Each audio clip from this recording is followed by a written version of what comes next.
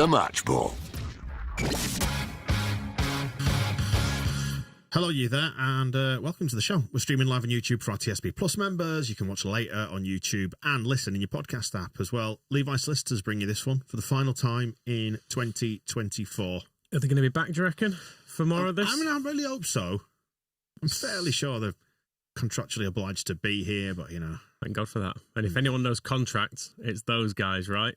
Correct. Why is that? Because they do legal services, including presumably some contract stuff. Presumably some contract stuff. That was almost one of your stronger ones. Thank you very much. I've been practicing over Christmas. Well done, mate. Thanks. 10% discount on your legal fees on their full range of services, which you can find details of on the website. Terms there as well. levisolicitors.co.uk/the square ball. It's Dan, it's Michael, and it's Rob on the final match ball of 2024 as we hurtle headlong top of the table into 2025. And what an excellent win that was, I thought. Getting a bit edgy, wasn't it? Nah, never. It was fine. We all had belief in him. It was fine. I think I said in the first 15 minutes, like, I can feel a goal's coming here. But it was the last 15 minutes and it feels like this. It starts to feel a little bit edgy, doesn't it? And it did, but then we scored and all is well with the world. It is. Top of the table, 51 points. We should have more, quite frankly. But, you know, we've got a lot. More than anybody else, because that's how the table works. I thought it was an excellently managed performance because there were a lot of changes. And I suppose we can pivot from talking points into Farker watch here and say that it's another one of those situations where if the changes in the rotation don't work, then it's going to be used as a stick to beat him with. As it is, we come out of it with a 1-0. And I think he would probably argue that game plan went exactly as he would want it to. It was a case of making sure you don't concede for a start and then bide your time, make your subs on 70 minutes, which he was trying to do earlier, and then snatch the game from there. And I thought it was excellent. The whole management over Christmas has been excellent, the way it's turned out. Certainly compared to last year when we lost twice and it was all doom and gloom.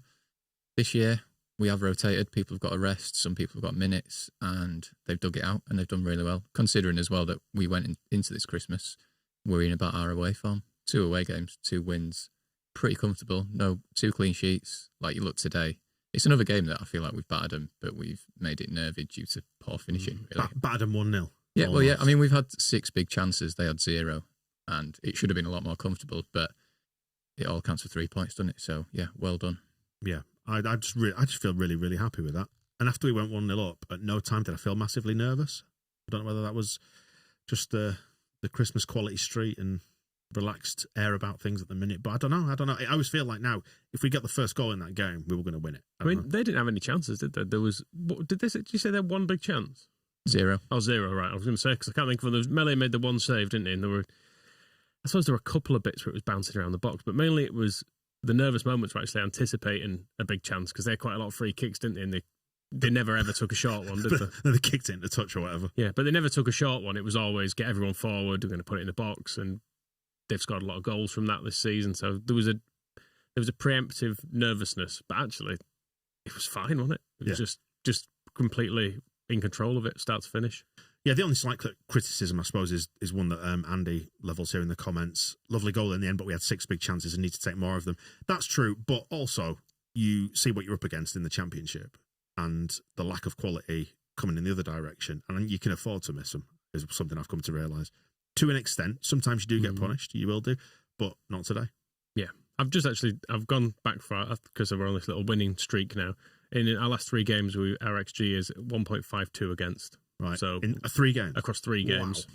So we're not giving up an awful lot, are we? Whereas we should have scored 7.23, which we have, pretty much. So there you go. Have we done 7.23? We missed the 0.23, but that is 7, isn't it? Because we beat Oxford 4, Stoke 2. Well, there you go then. So there you go. It's about right, isn't it? Let's just simulate all these games. We don't have to watch them. Except we didn't concede a goal. Well, quick look at the stats from today's game, as you have seen on FOTMob. And it essentially reflects the game again, doesn't it? Loads of chances, load of possession, dominant, 61% possession. What's the XG? 2.16 against 0.1 something? 0.18. Yeah, it's not a lot.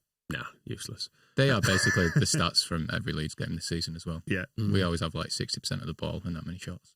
Yeah, it didn't follow quite the normal pattern, because the first 20 minutes did, because we were, well, first 15 probably, we were kind of camped in their half, weren't we? And every time they cleared it was just to one of our defenders. But then they started getting players a bit further up the pitch, and when they were clearing it, they were managing to hold it up a little bit at points. And I don't know, it did change a bit during the game. And in the second half, if the stat flashed up that they'd have as much possession as us in that second half, which was, I wouldn't have imagined being possible having watched the first 10 minutes of that game.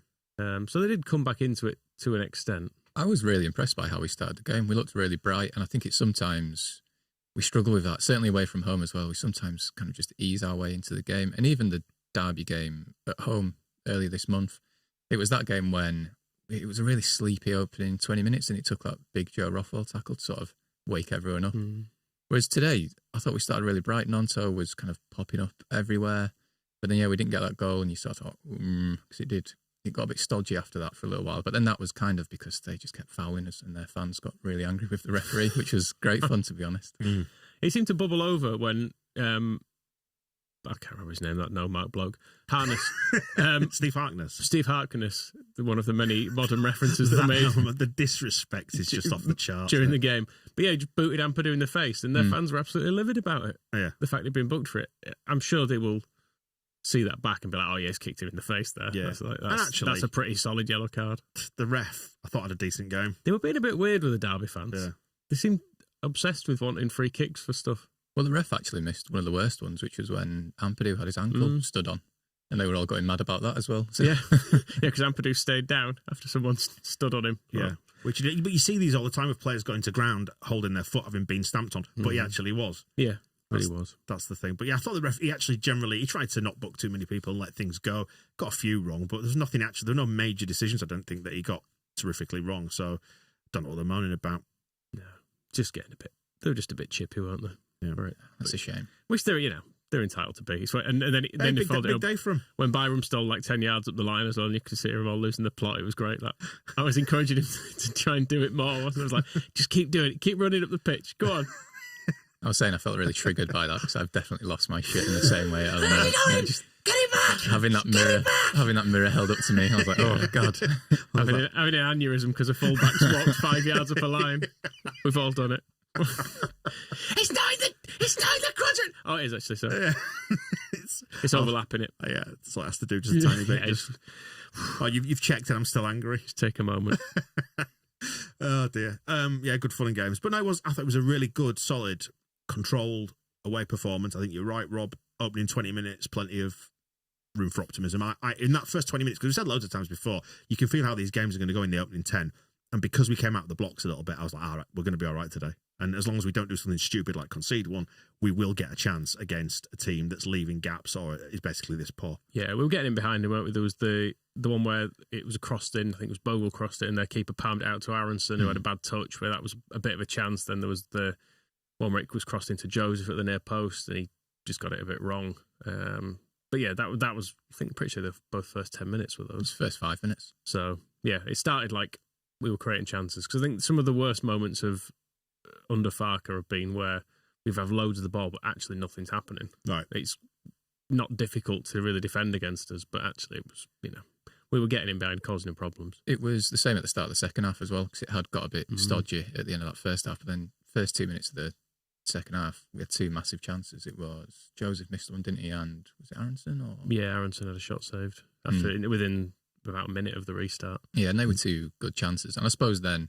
you are starting to think, oh, God, are we going to regret this? But then you look at our bench and it was like, well, let's just wait to the 70th minute and put them on and we'll probably win it. Yeah, which we knew exactly what was going to happen. And it worked. It would have been a little bit earlier if Pascal Strauch hadn't taken that throw in so quickly. You could see Farker putting his arm out to say, don't, just let me take my subs. But anyway. The maddest thing about that was that he stayed by the touchline sort of explaining himself. It's like, mate, get back into defence. Yeah, that initial 20-minute burst off the back of so many changes, it is probably worth just touching on that because, the ends always justifies the means. It's a results business, isn't it, football? So the ends justifies the means. The changes, you could argue, worked. Even if we weren't absolutely sparkling, it's a load of key players who've had a rest and come on and then won us the game. And the players who did the first sort of 70 minutes, but like Joseph, like say, he hasn't caught fire as he's still, and he's still a bit stodgy. Is probably the right word in his finishing and his composure. But he's gone out there and and basically played that game until it started to open up. We were sort of remarking that I think it was when they had that chance off the corner that from that point they started to get a little sniff of it, so they started to push forward. But it opened the game up in our favour, I think. Yeah, so credit, I think, to the starters, even if it didn't quite sparkle in the same way that we've seen. Yeah, I don't think any of them have made a case for why they should be starting games based on that.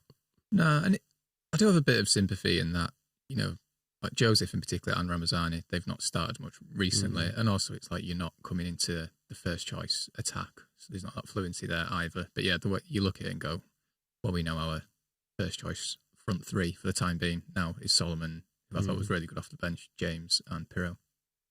Yeah, and James instantly came on and had a chance as well, didn't he? Because he did the Dan James run, which he does all the time. Like he's constantly in that position, isn't he? And he's got the pace to get into those zones as well, where he's ready for the ball over the top. So that was a great pass as well. And you forget, don't you, because there have been changes at full back and there's rotation with the wingers, that it's not just the front four that are not necessarily familiar with one another, but the full back relationships as well. They don't all make the same sorts of runs, and just as they start to get to know how to do things or what each other does. Like did we miss Rothwell maybe a little bit today? Like I thought we gained a lot with Ampadu being back in there, and he was definitely quite forward thinking with his passing. He was sticking a load through the lines, but maybe because it's changed it based on recent weeks, you just lose a little bit of fluidity now and again. But I can't find any fault in that performance. I'm just well happy with it. The fault was really that we didn't take the chances, because we could be looking at a 3 or 4-0 win there. But we're not, but whatever. I do think as well with Ampadu, like as bad as Stoke and Derby have been, albeit Derby were better than Stoke because they were terrible, I don't think it's a coincidence that when he was missing, we were poor away from home and we were saying we lack a bit of bite and physicality, and then he comes into the team and we win 2 away games immediately. Like I think he's perfect for those games, I think. Yeah, I agree. And, like his late pass through to Bamford as well shows he does have a bit of vision about him as well. Some of these passes today were really good. Even some of them are just quite short, but they're forward, and you've not necessarily seen that from him. Yeah. Just talking about Joseph, one of the notes that I made actually, it gets funny. I feel like I'm making, even when we're sitting here watching them, making fewer and fewer notes, because you kind of know what's going to happen with Leeds these days, and it either just works or it doesn't, and it seems to be starting to work more often than it doesn't, which is good. 47 minutes, that Joseph chance, where it came across and he hit it first time on his left. And the camera cut to him close up, and you saw him mouth the words, "It fucking bounced," in the aftermath of that one. I thought it was a little bit unlucky there. Would have been nice to see him stick that one away, but wasn't to be, was it? And then Dan James comes on, goes basically clean through with his first touches. The next note after that, so I've jumped forward by about 25 minutes there. Well, some stuff happened in between. Yeah, that felt like a big chance, that one, I thought. Yeah, but then Pirro comes on and plays a big part in the goal. And we've not even spoken about it, but one of the best goals we've seen for a while, that as well. Lovely little bit of interplay between them. Yep, Farker apparently has said in the post-match it was goal of the season. Thank you to Katie for that. I'd have to see it again from the full build-up of it. We'd had the ball for a while, which is real razor-sharp analysis. But then obviously it was a nice. What was nice about that goal though is the change of pace in it, because we'd obviously had it for a while, just passing away, trying to work an opening, but then when it actually happened, it was really quick. It was not ponderous for a second. It was a sharp pass in from Solomon to Pirro, back to Aronson. Incisive passing as well. Yeah, so the change in pace actually, I think, caught him on the hop a bit. It reminded me a bit of Pirro's goal at Millwall at the start of last season, like the interchange between the attackers, albeit the build-up tonight was a lot more patient. I think that one at Millwall was like a quick counter-attack. But yeah, really good. Again, really patient as well, but then when they needed to turn it on, it was Solomon and Pirro with a bit of quality, and a nice finish from Brendan Aronson, who we'd definitely not been slagging off for the previous hour leading up to that. He was all right, really, wasn't he? If he scores a goal, great. It's one of those things where he's really useful and he puts in so much work, and you can see all the good things he's trying to do, but he just lacks that composure in crucial moments. But the one crucial moment that mattered, he did it right. Does make me laugh, this one, the comment from Wayne on the stream saying Aronson's great in front of goal when he can shut out the sound of Marsh screaming, "No stress, no stress," in his head. And thank you to Paul as well, who says the goal was beautiful. 19 passes, Paul counted, completely unlocked their defence. And that was it. It was just a case of just moving them around, probing, finding that opening. And just we seemed to hit some really intelligent passes in all that, just between the lines into areas. Like, as a football fan, you see certain passes on and you go, oh, they've done something else. Oh, God, that was good. That was cleverer than I could ever thought of. And to Solomon as well, having come on, put the ball through for Dan James, who was a part of this, and he also put a really nice corner in that Ampadu Oh God, yeah, I forgot completely about missed at the near post. He should have scored that as well. that. Was that still at 0-0 as well? Yes. That was when it was starting to feel like, oh no, we're going to do this, We aren't we? were speculating whether or not that whole Peterborough game last year was a simulation because Ampadu scored and then Bamford put that one in. It's like, did any of it? Was it definitely? Were there witnesses? Did that to happen? this? Was it some sort of mass delusion that we just think it did? As Lee's pointing out, technique for the goal. Got his knee over the ball. Mm-hmm. Knee over the ball, lean forward. Because he'd done one before where Yeah. he'd spooned it up into the stand. It was- Brendan, just lean over it. It was the other week. Was it the Oxford game where Farker had to say to him at half time, just get your head over the ball? You do think, I don't think a professional footballer should need to be reminded of that, but they do sometimes, and he learned. So well done, Brendan. He's still a mere boy. You forget this. He's just a boy. You're fooled by his boyish face. Didn't he look happy at Michael, full time? he's a boy compared to you. Well, obviously, yes. But it'd be pretty worrying if we're relying on 40-year-old men in this team at the moment. So it's probably better that he's in his mid-20s than 40. But yeah, just I think a sensational move there. And that's the real proper sparkly bit, I think, out of all of it. It was just a really hard-fought performance, I thought. Yeah. And these periods over Christmas as well, they're a bit of a slog, aren't It's they? hard. It's really hard, yeah. And all of a sudden that draw at Preston looks fine, doesn't it? Because it's sandwiched in between a win against Middlesbrough, then 3 wins on the bounce, and it's all fine all of a sudden. You can accept it. You can actually then look back at the Preston game, and rather than being frustrated we didn't win, you can go, actually, we snatched a point out of that. So, fine. Bobby Dazzler just saying it's 6:45 a.m. here in South Australia. Michael's head's making me fancy a boiled egg for breakfast. Treat yourself. Well, it's like the Derby goalkeeper who has a soft head. Yeah, we were saying it's like one of those stress balls, presumably, under that helmet. Yeah. Just put your thumb straight into his... It's never fully healed up from being a baby. Still got A soft-boiled head. soft-boiled head. Oh, wow. He was their best. He did a very good bit of unconventional goalkeeping, didn't he? I think it was from the Joseph chance, wasn't he? That was Ramazani, wasn't it? Yeah, we sort of slapped the ball. Yeah, it was good. It was, the whole thing was weird. Bogle completely mishit the cross, which came to... It bounced off like 2 players, didn't it? Yeah, came to Ramazani, and then the keeper did a swing at it as it went towards goal. Matt's just citing a stat from Johnny Cooper saying that Leeds have played 24 games this season and 50% of the goals we've conceded have been in the 3 games against Portsmouth, Middlesbrough and Swansea. Wow. So, other than that... And the Portsmouth ones don't count. We're Burnley-esque. How are Burnley getting on? That's worth probably just checking. It was 0-0 a minute ago. 0-0 as of 17 minutes at I'll take that. Yeah. He's starting to whistle for full time at this point. Get it in the corner, Middlesbrough. Expected goals, XG of 0.04 to 0.02 in this game. So it is very It's a early. thriller. Yeah. It's very early days. Yeah. But it's been a good day, hasn't it? Sheffield United and Sunderland dropping points.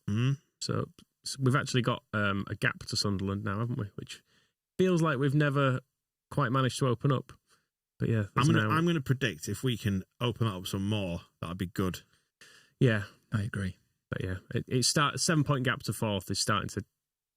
Well, it's very early still. It's starting to turn it into a 3-horse race, isn't it? Which is nicer to not have to keep an eye on quite as many results. Yeah, are we writing Sunderland off saying the Finnish club? Well, obviously, and they shouldn't have got a point against us either. So. No, but yeah, I mean, by rights we should be on 55 points, and they play Sheffield United next. Yeah. Oh, is that right? So someone's got to lose that, unless they draw. I was going to say that's not necessarily. It's your gambling skills coming to the fore there. Not necessarily how football works, is it? Yeah, they might draw. A draw's fine though. I'd take it. I'd be happy with a draw in that. The Take points. the other side to this is 15. We've conceded 15 goals this season, which is quite low. Burnley are on 9 as it stands at the minute. Sheffield United on 14. When you take out the slight madnesses in those games, you can see just how rock solid we've been at the back for the most part. And a goal difference now of 29, and so we're starting to pull away from Burnley, who were plus 21, the next best. So all important, isn't it? Yeah. And again today, Meslier, I know it's not spectacular saves, but just making saves he should make. Yeah. Which is sometimes what he struggles at. And again, it just gives you that platform. So bear in mind, it is currently 0-0 in that game. No Bill in the Borough squad as well. They're bombing him out. Poor Luke Haley. Just getting back for promotion. Yeah, vibes, man. Thanks to Idle Matt, who's saying, I live in Sunderland. The bigger gap you can get between yourself and this place, the better. Utter shithole. Oh, don't worry. But you can move, Matt. Yeah. Well, maybe you can't. Unless he's in prison. Maybe he's in Is there a prison, Is there a prison in I Sunderland? think your nearest one's sort of Durham, neck of the woods, isn't it? Ah, fair enough, yeah. Yeah. Durham's quite nice, isn't it? I don't know about the prison. Prison, not yeah. so Is that when you used to run the place for a few years, didn't you? Yeah.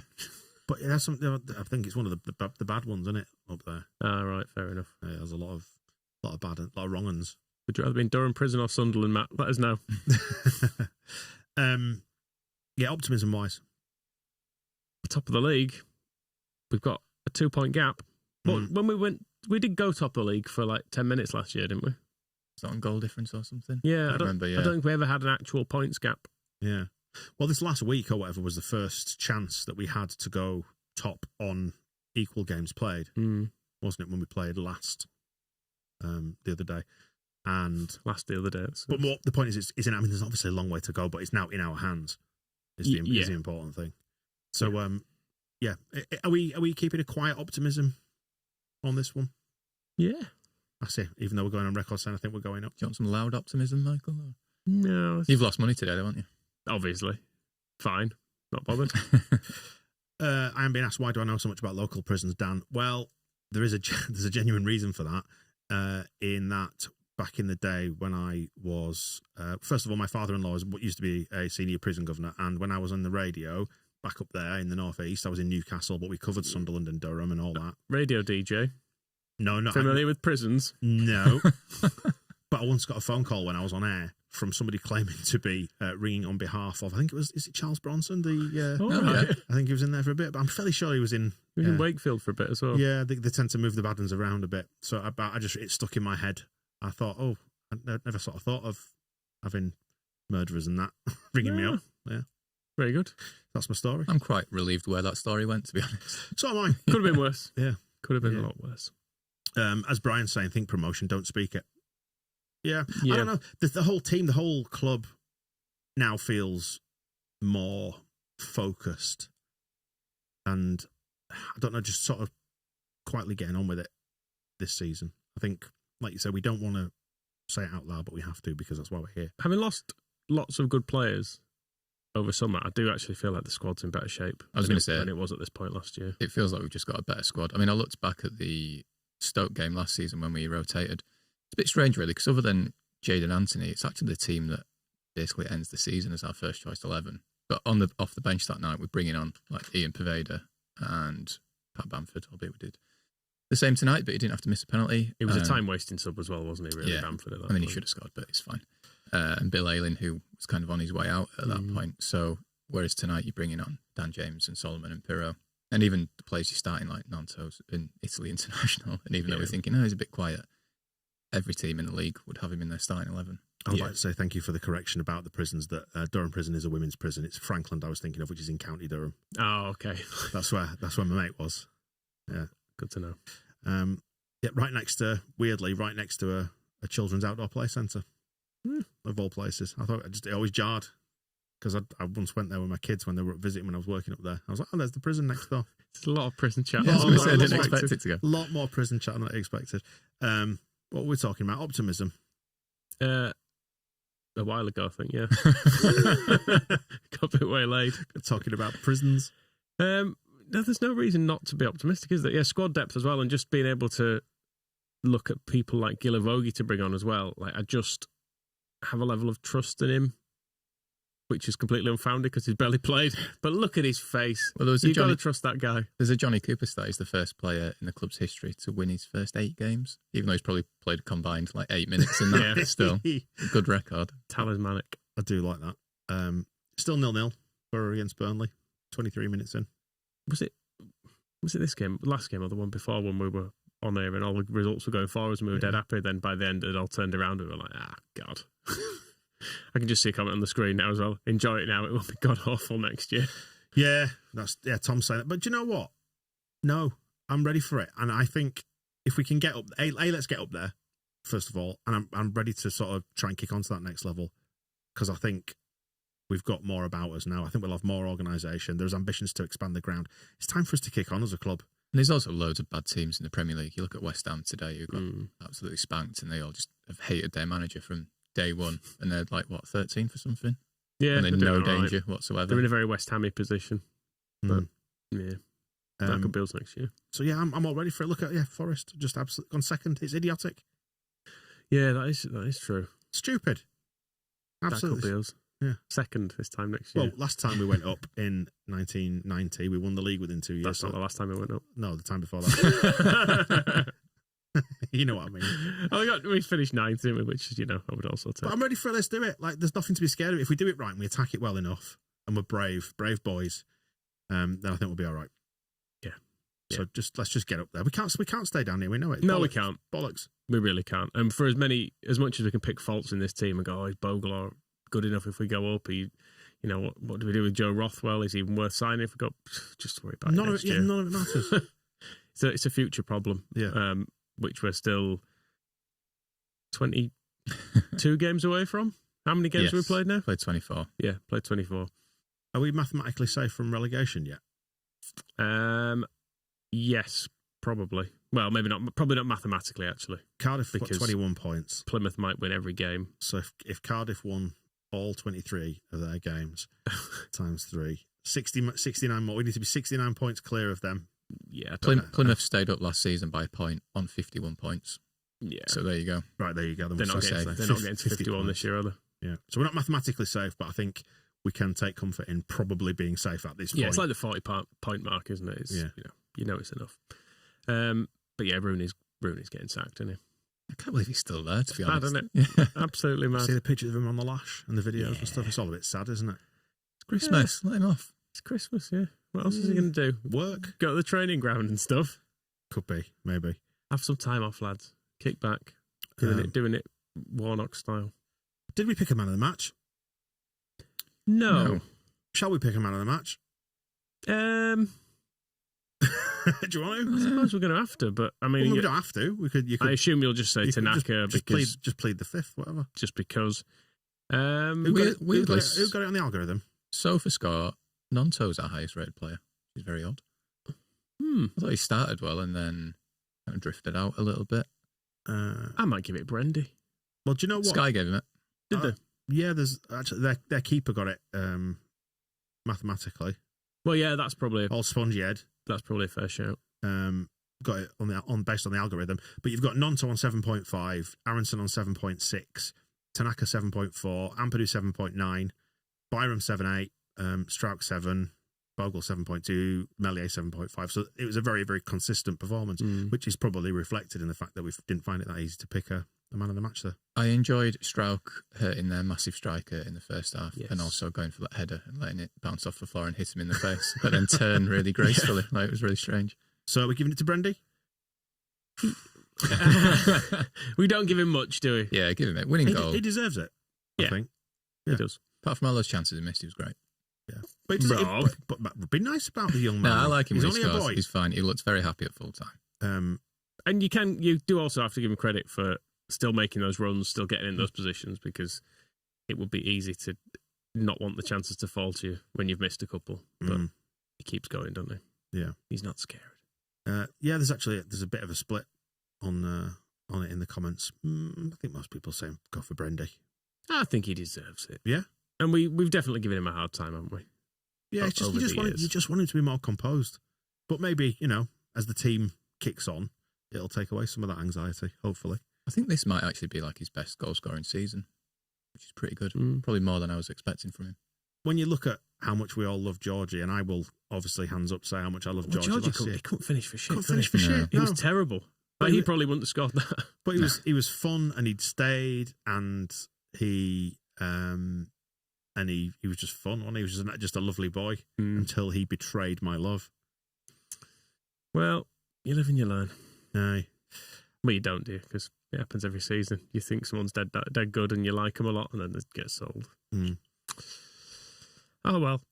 But yeah, I mean, he's done a lot more. We are spreading the goals. That's one thing that's worth noting. How much we spread the goals across the team. It's a lot.